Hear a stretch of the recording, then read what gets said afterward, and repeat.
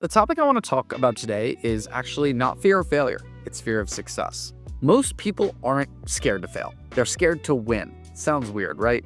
But think about it. Winning means change, more eyes on you, higher standards, less hiding. When that shows up, we stall.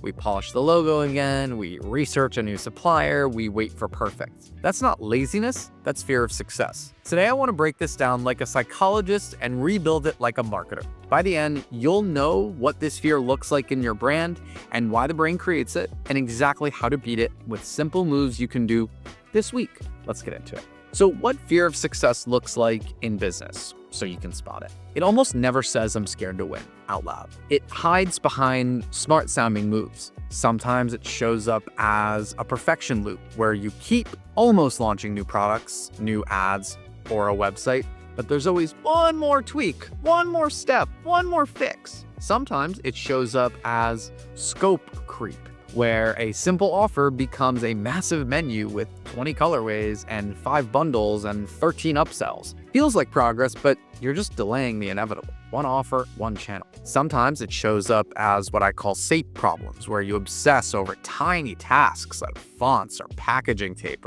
and ignore the real lever, which is your offer, your traffic, or your follow-ups. Sometimes it shows up as mystery math, where you avoid the numbers that actually matter, like CAC, AOV, LTV, so you never actually have to skip. You're okay staying at $7,000 a month. That's fine. Don't worry. And sometimes it shows up as sudden fatigue, where every time momentum builds, you just get busy, or you're tired, you're just not ready. Patterns don't lie. If 2 or more of those hit home, fear's in the room with us. But don't worry, we can conquer it together. So why the brain invents this fear?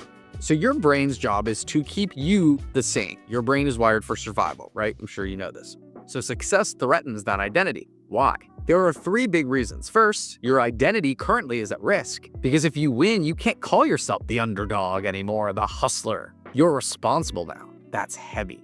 Second is loss aversion. Winning means trade-offs, more orders, more eyeballs, more pressure. And the brain always weighs potential losses heavier than potential gains. Remember, your brain is wired for survival, not to thrive. Third is social threat. More success means more attention, and attention has judgment, and judgment feels like danger. So the brain does its job.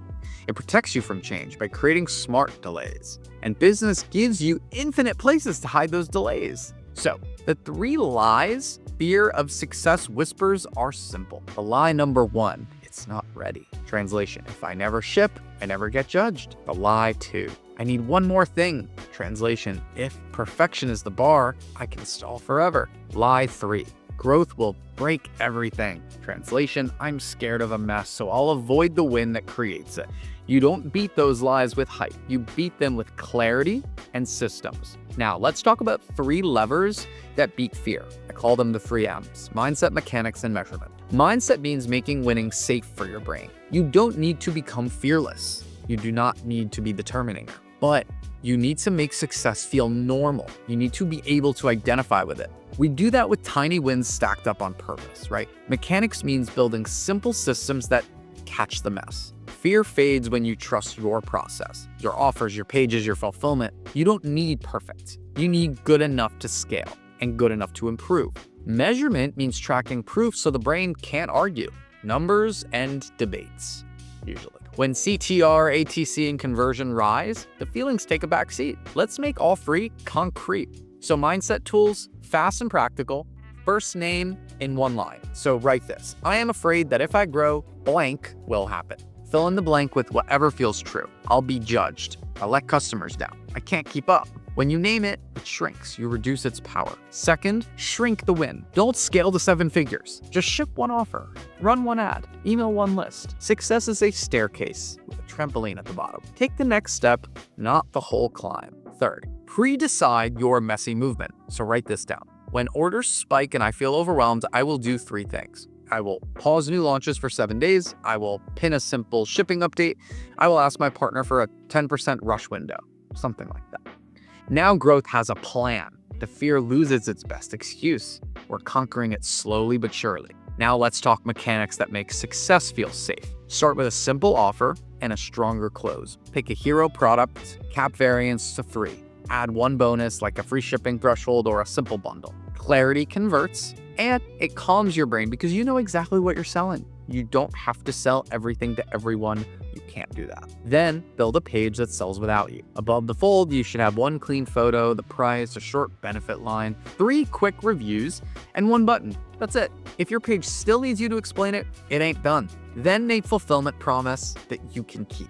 Set realistic shipping windows, over-communicate with delays, and add the "Where's my order" FAQ on both the product page and the cart page. Fear fades when your operations won't embarrass you. Finally, run a weekly marketing rhythm or check-in. So on Monday, you test one ad with 2 hooks and the same offer. On Wednesday, you email buyers with use cases, reviews, or a simple upsell. And then on Friday, you post something for the community or drop a short video, behind the scenes, a customer story, a restock note. Then you rinse and repeat weekly. Rhythm beats motivation 10 times out of 10. So measurement is what ends the argument. You track 3 numbers weekly, not hourly, not daily, weekly. Track click-through rate to the product page and ask, did the hook land? Track add to cart rate and ask, did the page make sense? Track conversion rate and ask, did trust hold up? If all 3 climb even a little, keep going, because small progress is still progress. If one dips, fix that link only. This stops you from nuking everything when a feeling hits. As brand owners, we're very emotional. We react to things very quickly. We want to be proactive, not reactive. Now let's use something I call the exposure ladder. This is a fun one. So this is how you train your brain to accept more success. Think of it like gym reps for growth. Level 1 is easy. Post 1 imperfect product video today. No fancy edits and talk like a person. The goal is shipping, not shining. Level 2 is moderate. Run a $10 a day ad for the hero product for 7 days straight. Don't change it midweek. Let the data beat the doubt. And level 3 is a stretch. Email your list with a simple, clear offer, hero product plus maybe a bonus. Track opens, clicks, and orders. Then share 1 customer win publicly. Now level 4 is advanced. Announce a small restock date and a quantity. Scarcity creates pressure. Deliver on time. I don't want to hear about more manufacturing delays. Feel the reps of attention and follow through. Each level builds your tolerance for visibility, demand, and responsibility. The 3 things fear tried to block before, but we won't allow it. Let's do a little identity work, because this is a small shift with a big payoff. You're not trying to be successful. You're a builder who keeps promises to customers and to yourself. That identity scales. Say this out loud before you work. I ship value today. Then do one thing that proves it. Improve a page, launch an app, reply to a customer. Identity isn't an idea. It's repeated action over and over and over and over again. So we also have to talk about the money beliefs that sabotage scaling that you've probably experienced without even knowing. One belief says raising prices scares people away. Sometimes that is true, but if the margin is thin, you will subconsciously sandbag your growth. The fix is to raise the price with added clarity, better photos, clear sizing, and a simple guarantee.